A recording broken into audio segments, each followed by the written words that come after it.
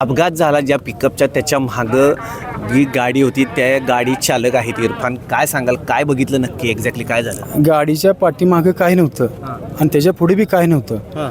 तर गाडी 200 फूट पाठीमागं पूर्ण वायबल होत आली गाडी. म्हणजे त्याचा ड्रायव्हरचा ताबा सुटला.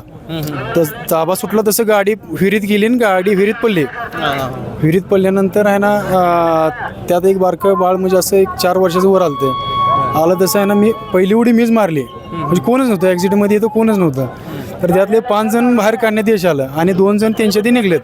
तर त्यातले 7 जण सुखरूप आहेत आणि 8 जण डेड झाले. त्यातले तुम्ही सगळं समोर तुमच्या समोर घडलंय. डोळ्यासमोर माझ्या झालेलं. काय म्हणजे कशामुळं नियंत्रण सुटलं असेल असं वाटतं? नियंत्रण म्हणजे गाडी पूर्ण वायबल होत आली 200 फूट पाठीमाग आणि त्या विहिरीला कटडा असता तर ते त्यातली पूर्ण वाचलू शकले असते. विहिरीला कटडा नाही, काय नाही, आली तशी गाडी डायरेक्ट विहिरीत गेली. तुम्ही कुठले आहेत? तांदळवाडीचं आहे. तांदूळवाडी. तुम्ही कुठं चालला होता? गावी चालला होता? नाही गावी नाही, मी त्यांना पंपावर चाललेलो. पंपावर झाले हो. आखो देखा हाल त्यांनी सांगितलेला आहे. 200 फुटावरनं गाडी आली तेव्हाच त्याचं नियंत्रण सुटलं होतं.